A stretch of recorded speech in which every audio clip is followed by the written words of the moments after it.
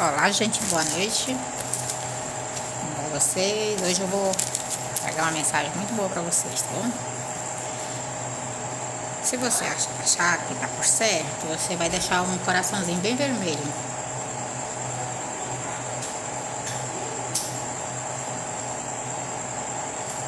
né?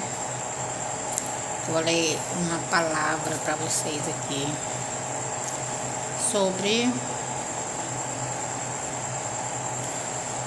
a palavra vai ser hoje sobre a vinda de Jesus.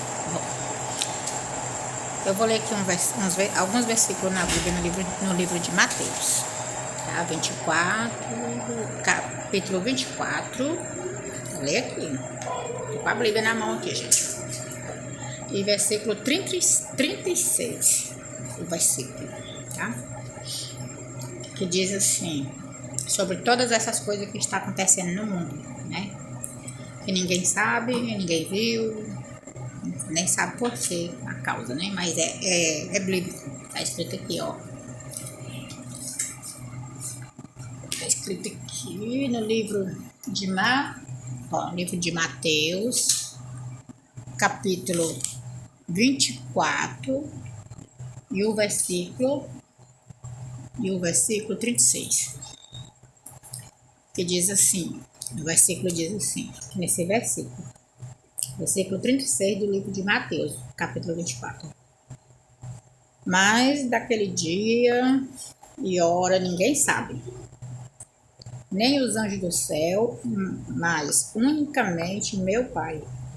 E como foi nos dias de Noé, assim também será a vinda do Filho do Homem. Porquanto, assim como nos dias anteriores ao dilúvio, veja só o que aconteceu. O povo comiam, bebiam, casavam-se e davam-se em casamento, né? Casando, estavam dando festa. Até ao dia em que Noé entrou na arca. E não se perceberam até que veio o dilúvio e os levou a todos. Assim será também a vinda do Filho do Homem. Então, estando dois no campo, será levado um e deixado o outro. Estando dois no moinho, será levado um e deixado outro. Vigiai, pois, porque não sabeis a que hora há de vir o vosso Senhor.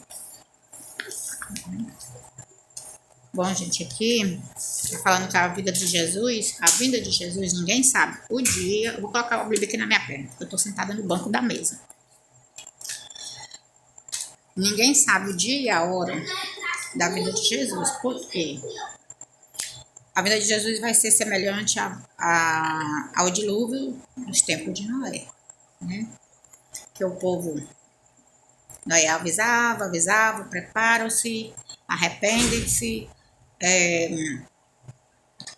convertei os vossos corações para Deus, porque Ele falou nas montanhas, no Monte das Oliveiras, escreveu em pedra com fogo, descido do céu, que vai acontecer a destruição em massa da população no mundo, porque o pecado é muito grande e ele não aguenta mais. E ninguém acreditava, né, que isso ia acontecer, mas o povo ria de Noé, zombava dele, da família dele, mas Noé tranquilamente continuou obedecendo a palavra de Deus, né? E até chegou o dia que o Senhor avisou para Noé entrar na arca e colher os seus animaizinhos e colocar junto com ele e a sua família e alguns parentes dele. Então, gente, vai ser semelhante a isso, né? Que a diferença que tá do dilúvio para agora é que no tempo do dilúvio era Noé e a população era quase o dobro do que nós temos hoje, mas não era a mesma quantia, né? Particularmente eu acho que era um pouco menos, né, a população, mas era bastante gente. Então, referindo ao mesmo tempo, A diferença é que Noé construiu uma arca e Deus falava com eles e com Moisés naquela época, era descendo fogo do céu, era escrevendo nas paredes das pedras, as colunas de pedra ficavam assim reta e aquelas paredes servia como aquelas pedras serviam como uma parede ou uma tábua para escrever e Deus mandava o fogo e ia escrevendo, né? Saía tudo perfeito, né? E a diferença daquele tempo para esse é que aquele foi destruído com água, muitas águas. Mas tem aqui no livro de Deuteronômio uma mensagem. Mas primeiro eu vou falar a diferença. A diferença de hoje para o antepassado é que a população dobrou, a população multiplicou, triplicou, quadriplicou e aumentou a geração, a primeira, segunda, terceira e quarta geração. A quinta, na sexta, já está acontecendo e na sétima é o fim. Então, a diferença é que nessa geração nós somos triplo da geração antepassada, mas a diferença entre Noé e o nosso tempo, como eu e Noé, a diferença é que o meu pastor, na nossa igreja, todo que é pastor de todos, avisa, ele simboliza Noé também.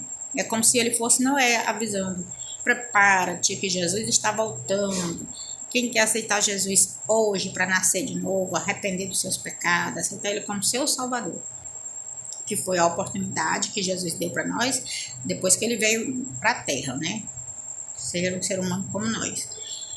E assim o pastor avisa, ele fala, ele dá a doutrina, como um pai de família se deve se comportar, ele dá uma doutrina como um cidadão deve viver aqui para alcançar a salvação eterna. Ele prega a doutrina da humildade, como você deve ser humilde, como nós devemos ser humildes. Ele prega a doutrina também da sabedoria, do discernimento. Ele prega a palavra dizendo que o futuro não pertence a nós, pertence a Deus. Então, para que se preocupar com o dia da manhã se Deus falou que nem os passarinhos não trabalham e sobrevivem, eles não precisam de roupa, trabalhar nada e comem todo dia. Então, e nós não somos passarinhos, mas somos um ser humano. E ele avisa, ele fala, vai acontecer isso, está escrito aqui na Bíblia, capítulo de, talvez, no livro de Isaías, que previsto a vinda de Jesus, depois da vinda de Jesus, a sua morte, depois da sua morte a ressurreição, depois vem a salvação eterna de livre árbitro para qualquer pessoa, para mim, para você, para outros, né? Depois que Jesus veio, nós tivemos essa oportunidade. Então, o pastor, ele alerta. E outra, quando o pastor está alertando a igreja na doutrina, que são as saudações finais, observa que todo crente saúda o outro irmão, a outra irmã, com a paz do Senhor. A paz do Senhor significa que você está em comunhão com Deus e com seu irmão em Cristo. Né? Mesmo que você, por exemplo, você não toma ceia, mas você é um crente fiel, você tem o seu motivo, você não toma ceia, você tem um motivo para não tomar, né? Se você não matou, você está solto, não toma ceia por quê? Né? Não cometeu nada e não toma ceia por quê? Às vezes você tem um problema, né, de saúde, alguma coisa. Deus entende isso. Então, voltando, daquele dia e hora ninguém sabe. Vigiai, pois, no versículo 42. Vigiai, pois, porque não sabeis a que hora adivinha o vosso Senhor. Noé também não sabia, mas que horas que o Senhor ia mandar o dilúvio. E aconteceu. O Senhor avisou pela sua intuição, avisou ele em sonhos, preparou, né?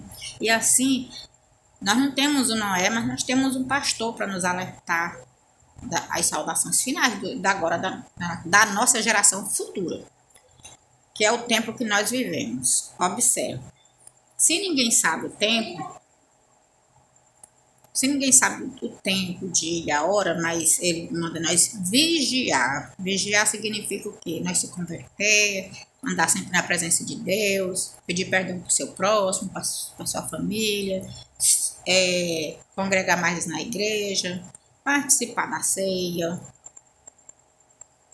né? Tudo isso convém à obediência. Aqui no outro versículo está aqui, considerai isto. Se o pai de família soubesse a que hora da noite o ladrão ia vir, você não dormia, você ficava acordado, né? Você vigiaria e não deixaria roubar a sua casa. Quer dizer que se você soubesse a que horas que o ladrão vem na sua casa para lhe roubar, você não ia dormir porque você já está sabendo que hora que ele vai vir. Você não ia dormir, não ia deixar o ladrão te roubar. Mas como você não sabe também a hora que o ladrão vai vir ou vai ir roubar, né? Por isso que ele te pega desprevenido, despercebido e te rouba, me rouba, é assim, né? Mas Jesus manda nós estar sempre vigiando, alerta sobre isso, né?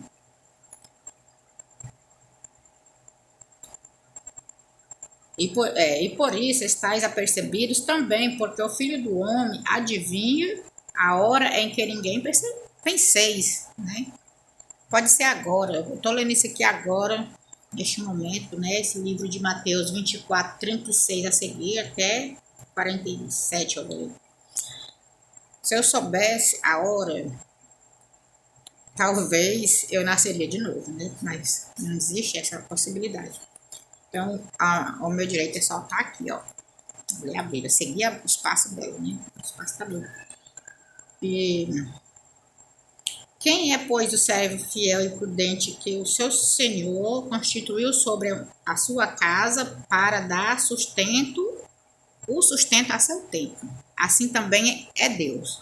Deus nos dá tudo ao seu tempo, na estação certa, na hora certa, no tempo certo. Vem a bênção, vem a cura, vem o trabalho, vem o milagre, vem a salvação eterna, que é por último, né?